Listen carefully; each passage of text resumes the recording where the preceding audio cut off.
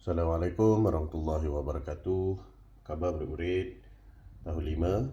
Okey, baik. Jumpa kita sekali lagi dalam sesi PDPR untuk pelajaran kemahiran manipulatif. Baik, murid-murid boleh merujuk pada buku teks pengurusan kehidupan tahun 5, muka surat 63. Okey. Baik, hari ini kita akan belajar tentang cerita legenda. Ya, dulu kita ada belajar tentang cerita dongeng. Okey. Okey, cerita dongeng. Hari ini cerita legenda. Cerita legenda ni apa dia? Cerita legenda ialah kisah nyata yang sering ditokok tambah dengan unsur fantasi. Maksudnya, kisah cerita legenda ni cerita tu sebenarnya dia betul-betul terjadi, tapi bila maksudnya cerita ni dah lama.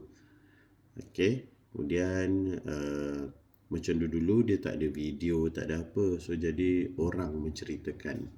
Apabila manusia menceritakan dari mulut ke mulut, kadang-kadang cerita tu ada ditokok tambah, ada yang tertinggal, ada yang ditambah. Okey, mengikut fantasi ataupun hayalan orang yang menceritakan tu. Okey, baik. Untuk cerita hari ini, okay, murid-murid boleh scan atau imbas QR code ni. Okay, kalau tak boleh scan tak apa, cikgu dah download. Okay, audionya. Okay, murid-murid boleh dengar dulu. Okay, dengar ceritanya ya. Cikgu akan pasangkan. Okay, boleh dengar dengan teliti. Okay, sedia ya. Lihat ada gambar-gambar ni ya, ada gambar sebelum tu tengok gambar ni ada gambar orang. Kalau tengok pakaian ni kita dapat lihat bahawa kisah ni kisah zaman dahulu lah ya. Tengok orang lelaki ni dia berbaju ada bertanjak ya. Ini nampak macam sultan atau raja permaisuri. Okey. Baik, kita dengar dulu ceritanya ya. Okey. Suatu masa dahulu, ada sepasang suami isteri yang bernama Pandak Mayah dan Endak Alam. Walaupun sudah lama mereka berkahwin, tetapi mereka tidak mempunyai anak. Pandak Mayah bekerja di sawah, manakala istrinya menguruskan kerja di rumah. Pada suatu hari, ketika sedang berumah, Pandak Mayah terdengar suara tangisan bayi. Uwe, uwe, uwe. Pandak Mayah tercari-cari kalau ada sesiapa tertinggal bagi mereka. Namun, apa yang dijumpainya ialah sepotong kerak nasi.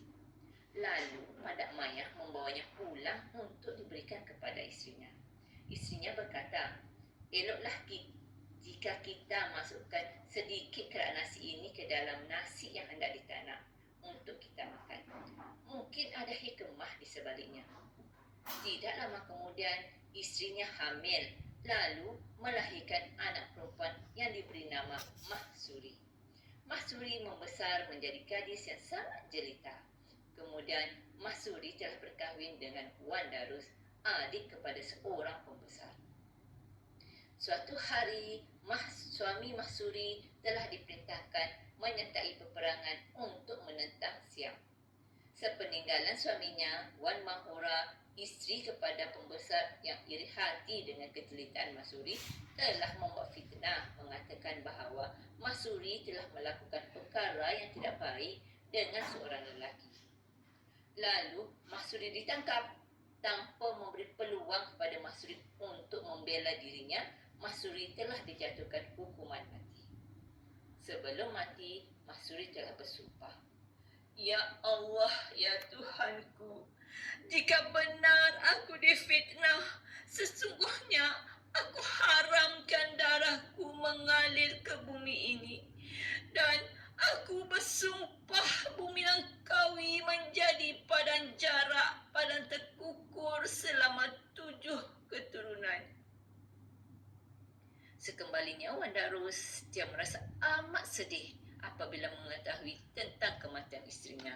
Lalu Wan Darus telah membawa anaknya dan ibu bapa mertuanya meninggalkan Langkawi. Sumpahan Mahsuri menjadi satu kenyataan.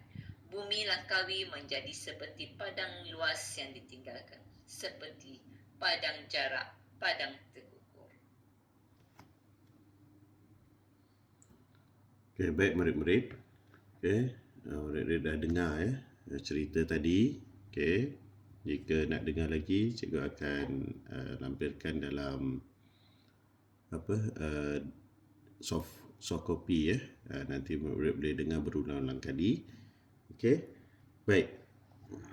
Pertama, kalau kita lihat dalam buku teks ni dia tidak diberikan tajuk cerita. Jadi awak rasa apa tajuk cerita yang sesuai bagi cerita yang kita dengar sebentar tadi?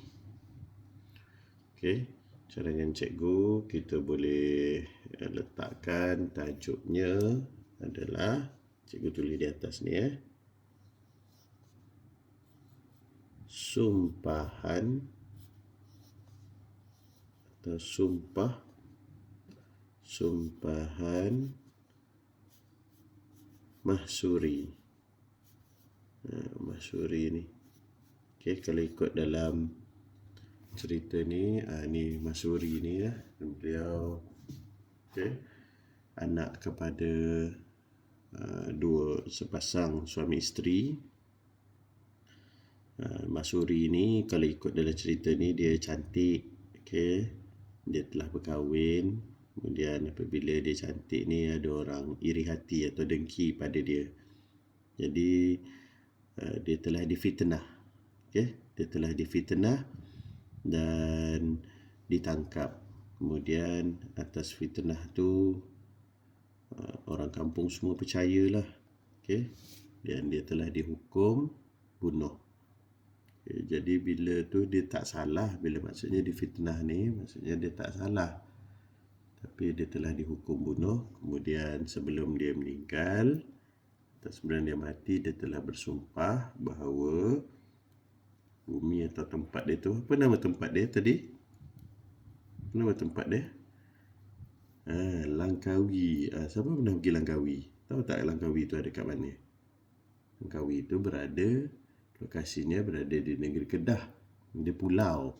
Kalau nak pergi, kalau dari sini, dari Kajang ni, kalau kita nak pergi sampai di Kedah sana, Kuala Kedah, kita kena naik bot, naik feri, ataupun kita boleh naik kapal terbang. Kalau kereta tak boleh sebab kena lalu dekat laut, di pulau. Okey, kalau awak pergi Pulau Langkawi nanti bila dah habis COVID-19 ni, boleh cari lagi cerita tentang Mahsuri. Okey, berbalik pada cerita Mahsuri tadi. Okey, bila dia telah difitnah dan ditangkap, dia telah dihukum bunuh. Okey, dihukum bunuh. Dan bila sebelum dia meninggal tu, dia bersumpah lah sebab dia difitnah. Dia rasa tidak adil pada diri dia bahawa Langkawi tidak akan makmur. Dia akan menjadi seperti padang jarak, padang terkukur. Apa maksud padang jarak, padang terkukur? Maksudnya tak ada apa-apa kawasan tu, tak ada apa-apa tumbuh-tumbuhan, pokok semua tak ada, kering je. Dan orang pun tak nak duduk dan tinggal dekat kawasan tu. Okey, baik. So itulah sedikit tentang cerita yang kita boleh berikan tajuk Sumpahan Mahsuri. Okey. Baik, murid-murid boleh cuba dengar balik cerita ni. Okey. Dan cuba ceritakan semula. Ceritakan semula apa yang murid dengar dan faham dari audio tadi dan dari penerangan cikgu.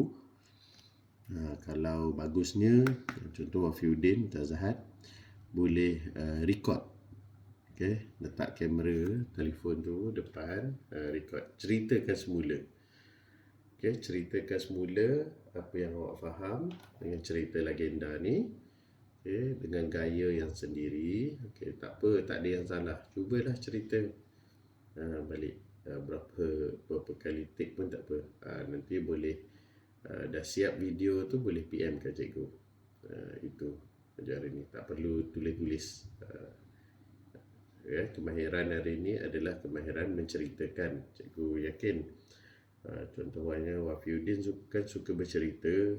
Okey, so jadi fahamkan dulu cerita ni. Okey. Cuba dengar balik audio tu berulang-ulang kali dan bila nak record tu, cuba record. Ceritakan semula cerita Sumpahan Masuri ni. Okey? Boleh ya? Okey, nanti cikgu tunggu . Okey.